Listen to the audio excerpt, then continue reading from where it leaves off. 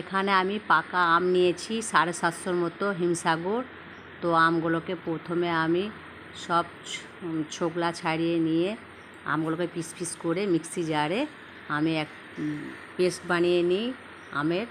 ভালো করে কাইগুলোকে দেখো মিক্সি জারে। তারপরে এখানে আমি একটা প্যান নিয়ে তারপরে ওর মধ্যে আমি ছাঁকনি দিয়ে ভালো করে আমি কাইগুলোকে ভালো করে ঘষে যাতে সেই আমের একটা চুলচুল ভাব থাকে যাতে না থাকে, তাই জন্য পুরো আমি ছাঁকনির সাহায্যে ভালো করে কাইগুলোকে ভালো করে বার করে নিই। দেখো আমার ছাঁকনিতে একটাও ছিল না চুলের মতো।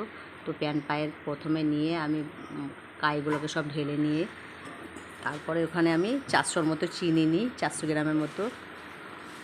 তারপরে আমি কাইগুলোর মধ্যে চিনির সঙ্গে ভালো করে মিক্স করে নিই।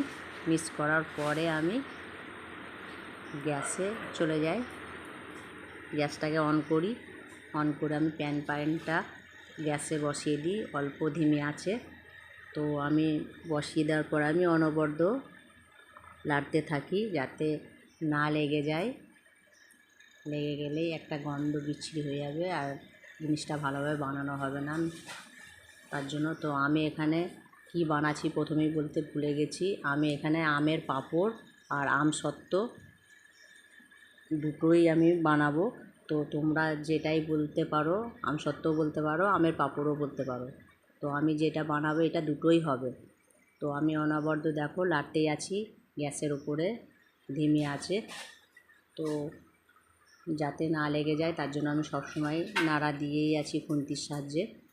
তো এরপর আমি এটা একটা হালকা চিট ভাব আসবে, ফুটে উঠেছে। তো আমি হাত দিয়ে একটু নিয়ে দেখি যে চিটটা এসেছে কি না। তো আসেনি, তো ফের আমি আবার একবার নিই, দেখি আঙুল দিয়ে যে চিটের ভাবটা এসছে কি না। তো আর একটু হবে, কিন্তু এটা বানাতে 15 মিনিট টাইম লাগে, বেশি টাইম না, 15 মিনিট টাইম লাগে, বেশি টাইম লাগে না।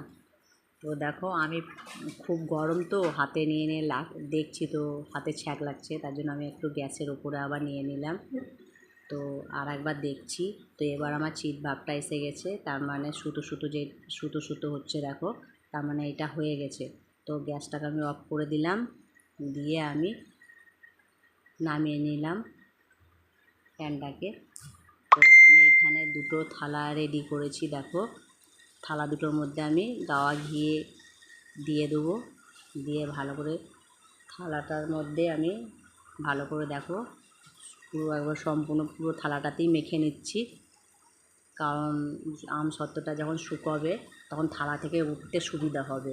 আর যদি ঘিটা না দেওয়া হয় তো তোমরা চাইলে সাদা তেলও দিতে পারো, অসুবিধা নেই। তো এইটা দিলে এটা উঠতে সুবিধা হবে। তো আমি দুটো থালার মধ্যেই দেখো ঢেলে নিয়েছি সমান ভাগে। তো আমি ঢেলে নেওয়ার পরে আমি এইটা 2 দিন কিন্তু ছাদে শুকাবো।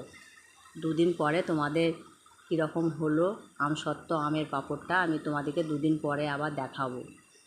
তো ততক্ষণের জন্য দেখতে থাকো, 2 দিন পরে আবার ফিরে আসছি।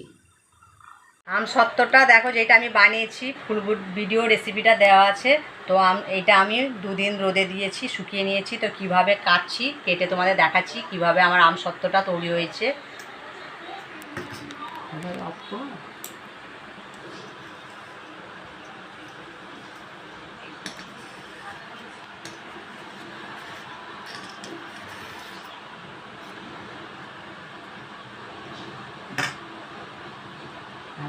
আমাকে চেহারা সঙ্গে দেখাবে।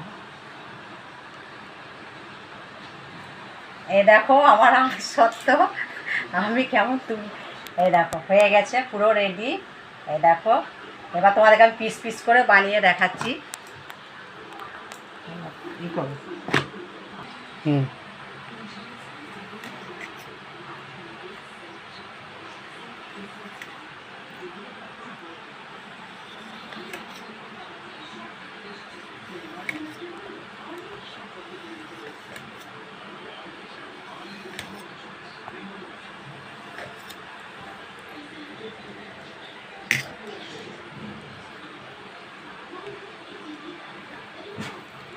এই দেখো পুরো পিস পিস করে দিয়েছি।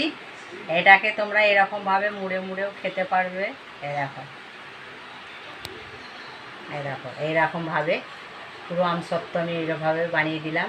তোমরা চাইলে এরকম চৌকোও বানাতে পারো। এই দেখো একটা দেখাচ্ছি। চাইলে তোমরা এরকমভাবে পিস পিস করেও খেতে পারো রেখে, এরকমভাবে পিস পিস করেও খেতে পারো রেখে, সংগ্রহ করে অনেক দিন চলবে। হ্যাঁ, তো এটা মুখরোচক, অনেক দিন এরকম ছোটো ছোটো পিস করেও রেখে খেতে পারবে। বড় বড় পিস করলে তাড়াতাড়ি শেষ হয়ে যাবে। তো আমি দুইভাবে কেটে দেখালাম। এই দেখো।